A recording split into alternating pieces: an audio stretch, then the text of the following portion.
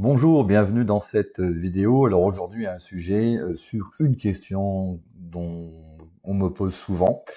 C'est est-ce que vous recevez dans les coachs du collectif, hein, donc pour rappel, un coach du collectif, hein, ce sont des personnes qui ont suivi ma formation, donc l'accompagnement en entier et qui ont les mêmes pratiques et qui se rassemblent autour de l'association, hein, du coach des collectifs. Donc c'est à peu près 1 millier de jeunes suivis par an.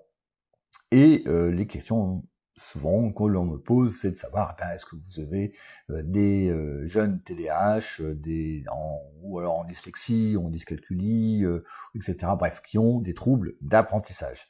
Bien sûr que oui, nous avons à peu près entre 45 à 50% des jeunes qui consultent l'école des coachs du collectif, en tout cas ceux que je supervise, hein, bien entendu, je supervise pas tout le monde, mais j'en supervise un certain nombre. Effectivement, il y a des jeunes qui ont ces troubles d'apprentissage.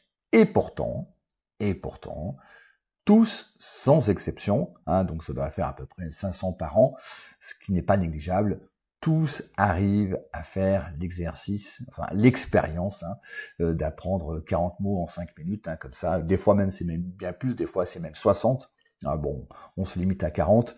Les parents rédigent une liste de mots ou de phrases, hein, qui n'ont aucun sens. Et le jeune, soi-disant TDAH ou dyslexique, les entend, les écoute et est capable de restituer l'ordre, dans son sens inverse et dans des ordres, mais comme ça, de façon très très fluide. Et on me dit mais c'est génial, en fait, tu as trouvé la solution pour enlever un TDAH ou une dyslexie à un jeune. Alors, je vais répondre à cette question précisément par ce que l'on appelle le phénomène, l'effet Rosenhan. Hein, l'effet Rosenhan est tout à fait intéressant et c'est ce qu'on va voir dans cette vidéo pour vous éclairer aussi de votre côté et répondre à cette question.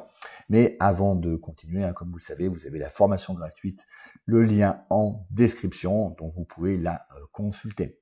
J'en dis pas plus et on va directement sur notre sujet pour voir ce fameux effet Rosenhan et justement comment se fait ce que des jeunes perdent leur dyslexie ou leur TDAH comme ça aussi facilement via cette expérience, hein, des 40 mots en 5 minutes. C'est parti. Alors, l'effet Rosenhan, c'est quoi? C'est une expérience qui a été faite par David Rosenhan, donc psychologue à l'université de Stanford, donc excusez du peu, hein, la meilleure université du monde à l'époque, je ne sais pas si c'est le cas encore aujourd'hui, mais probablement.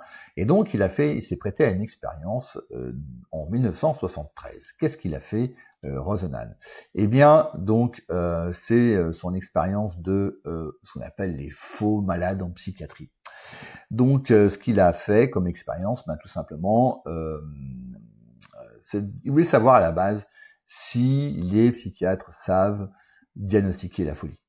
Voilà. Donc, quoi de mieux d'envoyer des faux malades et voir justement quelle est la réponse des institutions psychiatriques. Donc, il a recruté 8 personnes qui étaient prêts, des volontaires, qui étaient prêts à se faire interner, donc se faire interner dans différents établissements, bien entendu, de différents états. Hein. Donc il y avait 3 psychologues, excusez du peu, donc ils étaient là quand même pour valider quelque part l'expérience, un psychiatre, un pédiatre, un peintre, une femme au foyer et Rosenhan lui-même. Hein. Donc il a participé à sa propre expérience.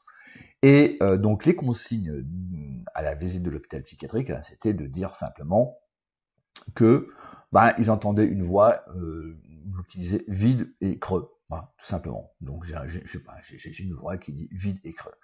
Et ce qui était très important, ils disaient mais par contre ils devaient dire qu'ils étaient tout à fait sains d'esprit, mais ils avaient tout simplement cette petite voix qui disait vide et creux. Donc voilà, quelle est la solution? Qu'est-ce qu'ils en pensaient eux, les spécialistes de la psychiatrie? Et le résultat ne s'est pas fait attendre. Le diagnostic, cette schizophrénie et une personne en psychose maniaco-dépressive, bien entendu. Et chaque geste, alors qu'est-ce qui se passait? Ça tout simplement, c'est que chaque geste au quotidien était interprété comme des symptômes de malade. Hein. Et en fait, ce qui s'est passé, c'est que dans l'établissement, c'est même les malades de l'établissement, donc les pensionnaires dans l'établissement, qui se sont rendus compte que finalement ces patients n'étaient pas si malades que ça, et que c'était probablement du fake.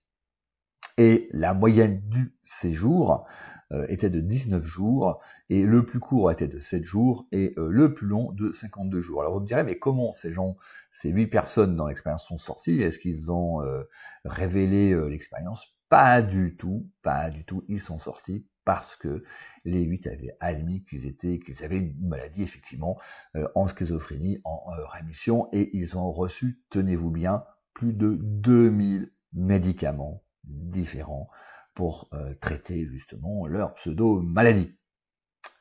Alors, évidemment, qu'est-ce qui s'est passé? Parce que Rosenhan a fait 2 expériences. Là, je vous relate la première. Alors, évidemment, Rosenhan, qui est un scientifique, je vous le rappelle, psychologue à Stanford, donc docteur en psychologie à Stanford, donc il a publié le résultat de son expérience dans une revue prestigieuse de sciences en psychologie. Et évidemment, c'était la bronca chez les psychiatres et les professionnels de la psychiatrie en disant mais c'est pas possible, etc. Voilà. Bon, bref, ils n'étaient pas contents. Bah, il y a de quoi. Et donc, un éminent psychiatre, directeur d'un établissement, d'un hôpital psychiatrique, a proposé à Rosenhan d'envoyer ces fameux faux malades, de ne rien dire, mais d'envoyer ces faux malades, et lui, il arriverait à détecter assez facilement. Et c'est l'expérience numéro 2 de Rosenhan. Et donc, le monde de la psychiatrie est bien furieuse. Donc, on envoie des faux malades à un hôpital. Le but, évidemment, c'est de démasquer. Donc, le challenge entre le directeur d'hôpital de psychiatrie et Rosenhan, et bien voilà, envoyez-moi des faux malades, et vous verrez que nous, on va pouvoir les débusquer. Et donc, qui prouvera évidemment notre compétence. Et donc, sur 3, alors évidemment, Rosenhan a dit, ok, on tente le pari. Et donc, sur 3 mois, parmi les 193 nouveaux patients de cet hôpital psychiatrique, eh bien, le directeur et son équipe ont détecté 41 imposteurs. Il y avait un petit problème. C'est que Rosenhan n'a jamais envoyé personne. Voilà. Et donc, conclusion, et c'est la conclusion de cette expérience, de l'expérience de Rosenhan, et c'est d'ailleurs sur ça que je base sur mon discours aussi concernant ce sujet. Non, alors parce que aussi nous en avons l'expérience dans le collectif, mais aussi cette expérience de Rosenhan qui est devenue célèbre dans le monde de la psychologie, c'est le pouvoir de l'étiquette diagnostique. C'est-à-dire, qu'est-ce que ça veut dire? C'est la peur, ici, la peur de se faire avoir. Eh bien, on a trouvé, la peur a suscité le fait qu'on a trouvé des faux patients de partout. Donc faire attention à ça. C'est comme aussi quand, pour mesdames, quand vous êtes enceinte, vous voyez des femmes, vous voyez des femmes enceintes de partout. Qu'est-ce qui se passe? C'est qu'en fait, tout simplement, votre cerveau rétrécit votre champ. Vous savez que le cerveau trie. Le cerveau ne peut pas absorber toutes les informations. Le cerveau reçoit des millions d'informations par seconde, et évidemment, il faudrait un cerveau 30 fois plus gros que ce que nous avons aujourd'hui pour pouvoir prendre toutes les informations. Donc le cerveau a besoin de trier toutes ces informations. Il le fait comment? Mais en fonction d'un filtre, et ce filtre est constitué de vos croyances. Donc ici, il y avait tellement peur de se faire avoir que, évidemment, les psychiatres de cet hôpital psychiatrique voyaient des faux patients de partout. Et donc, j'en reviens à la conclusion justement de cette expérience de l'effet, ce qu'on appelle Rosenhan, c'est-à-dire dans les troubles d'apprentissage. Vous voyez un petit peu le lien, vous voyez un peu le pont que l'on va faire, c'est exactement la même chose, à savoir le pouvoir de l'étiquette et du diagnostic. C'est-à-dire qu'une fois posé, un diagnostic colore tous les comportements suivants. Je reprends le cas d'une personne TDAH. Voilà, elle va voir le médecin dit ah oui, probablement il bouge beaucoup. Et alors là aussi, le fait qu'un enfant soit agité, il y a plusieurs causes possibles.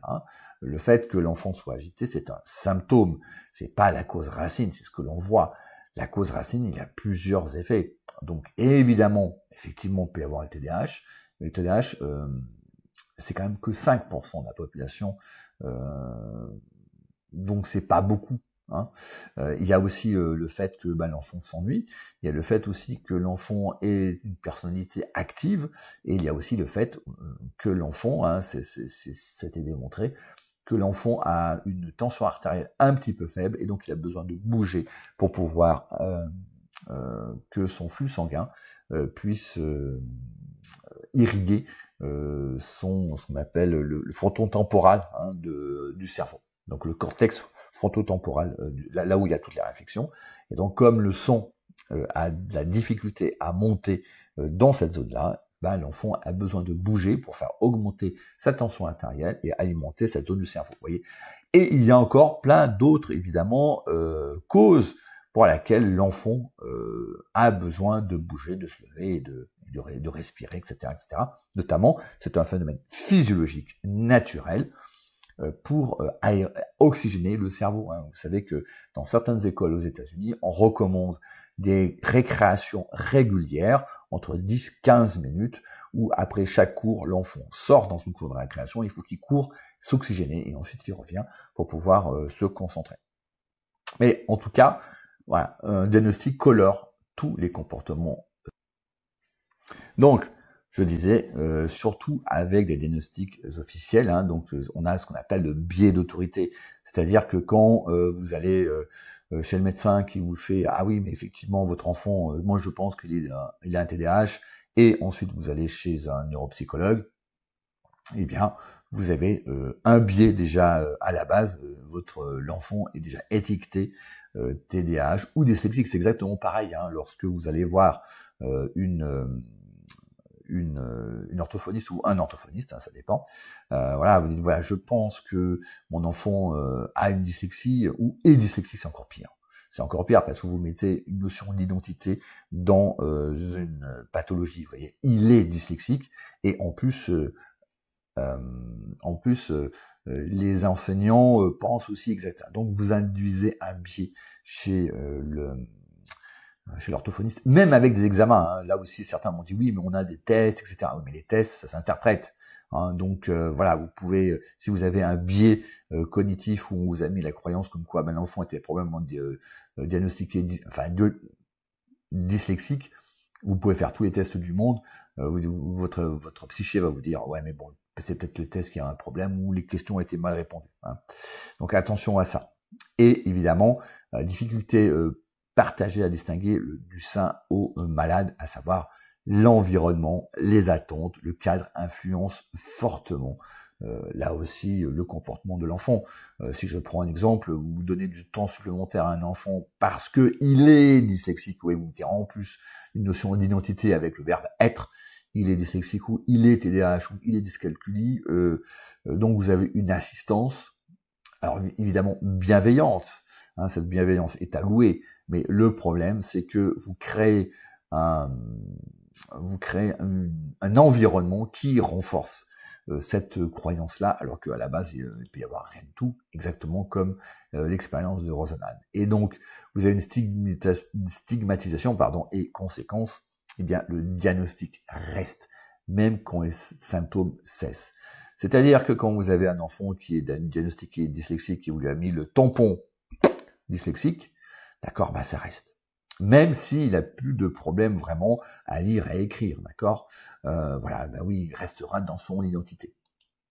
Et donc, le patient ici, comme dans l'exercice de Rosenhan, est perçu à travers un fil, comme je vous disais, à travers son étiquette. Hein, là aussi, dans l'expérience de Rosenhan, maintenant c'est documenté, cette expérience a été aussi refaite dans d'autres cadres et elle est corroborée. On retrouve les mêmes résultats d'expérience. L'étiquette reste et elle part difficilement, d'où attention aux étiquettes. Alors, vous allez me dire, comment ça se passe? C'est la raison pour laquelle les parents qui ont les vicissitudes de la vie, ils ont le travail, ils ont beaucoup de choses à faire, ils n'ont pas le temps de réfléchir à tout ça et c'est absolument normal. Vous, vous êtes des spécialistes, coach scolaire, psychologue, quand vous suivez l'enfant, vous êtes des spécialistes, donc c'est à vous de faire attention ou d'alerter les parents en disant faites attention, ne soyez pas aussi sûrs. C'est sûr que c'est rassurant de mettre une étiquette et de coller un symptôme et du coup, ah oui, mon enfant n'est pas bête, hein, il a un mauvais résultat à l'école, mais il a un TDAH doublé d'une dyslexie. Oui. C'est pas rare ça, hein. Vous rigolez peut-être si vous regardez cette vidéo, mais nous, lorsque on voit la description des parents, il est relativement courant d'avoir maintenant TDAH. Nous, on a eu TDAH, dyslexie et HPI. Alors, on a eu les trois. Hein. Enfin, il y a eu des cas où on a eu les trois. Hein. Donc, c'est les parents, voilà, collent les étiquettes, ça les rassure aussi. Mais vous voyez que le jeune, à travers son environnement, à travers la stigmatisation, est perçu à travers son étiquette. Hein. TDAH, dyslexie ou autre. Alors, c'est les trois étiquettes, c'est encore pire. L'enseignement de tout ça, et je réponds à la question posée au début de cette nouvelle vidéo, non, nos accompagnements, les accompagnements du collectif ne soignent pas ni le TDAH ni la dyslexie, simplement c'est une démonstration par A plus B que l'enfant n'est ni dyslexique ni TDAH. Je vous garantis un TDAH, un enfant TDAH, déjà il a du mal à aller à l'école, généralement il ne va pas à l'école, et il ne peut pas rester concentré 20 minutes, voire même 1 heure à faire l'exercice, l'expérimentation devant ses parents, en train de réciter une quarantaine ou 60 mots qui n'ont aucun sens entre eux, hein, aucun lien, aucune signification, et les réciter d'un endroit à l'envers, n'importe quel ordre. Ça, c'est quasiment impossible. Donc ça veut dire que les 50% d'enfants soi-disant dyslexiques ou TDAH qui ont un trouble d'apprentissage, en fait, n'en ont pas. Et l'expérience qu'ils font devant les parents le démontre. D'ailleurs, les parents sont un petit peu désorientés parce que ce qui crée une dissonance cognitive. Hein. Voilà, nous, on a vu un jeune qui avait 18 ans. Voilà, les parents disent ouais, il peut rien parce qu'il est TDAH. Ouais. Donc la coach me dit Jean-François, est-ce que je peux l'accompagner? Essaye. Voilà. Et puis quand elle a vu que les 2 premières séances ça se passait très très bien, je dis ouais, il n'est pas TDAH du tout. Il a rien du tout. Simplement on lui a collé cette étiquette. Et devant ses parents, il a fait l'expérience de 60 phrases. 60 phrases. Donc imaginez la tronche des parents. Lorsque leur fiston est soi-disant ne tient pas 5 secondes sur une chaise, et là il fait cet exercice-là en rigolant, et il tient quasiment 1 heure en défiant même ses parents, qui disent bon voilà, tiens le 3 c'est quoi? C'est un tracteur vert dans un champ en Ariège, vous voyez. Ah bon d'accord, et le 50, 50 c'est une Ferrari sur le circuit de Monza. Ah d'accord, et donc les parents étaient complètement sonnés. Mais c'était simplement, on leur démontrait que leur enfant n'avait pas de TDAH, contrairement à ce qu'on leur avait dit, malgré tous les diagnostics, parce que l'effet Rosenhan, que maintenant vous connaissez. Donc, quand vous recevez un enfant, lorsque vous avez évidemment le passif scolaire de l'enfant, qu'indiquent les parents, faites très attention à cette notion d'étiquette. Sachez, je le rappelle, que selon la Fédération de dyslexie européenne, d'accord, et corroboré aussi par toutes les études anglo-saxonnes, le taux de dyslexiques dans une population dyslexique sévère, il est de moins de 1%. C'est-à-dire qu'une dyslexie qui handicape l'écriture et la compréhension d'un texte. Autrement, c'est évalué à peu près à 5%. Voyez. Et le TDAH aussi, comme je le disais tout à l'heure, c'est 5%. Donc quand vous avez une classe où la moitié des jeunes sont soit dyslexiques, soit TDAH, c'est qu'il y a un problème. Donc c'est une question à se poser. Voilà, c'est tout pour cette vidéo. Merci de m'avoir suivi jusqu'au bout. Le lien en description de la formation gratuite si vous voulez la suivre. Et un like si vous avez aimé. Et je vous dis à très bientôt. Ciao!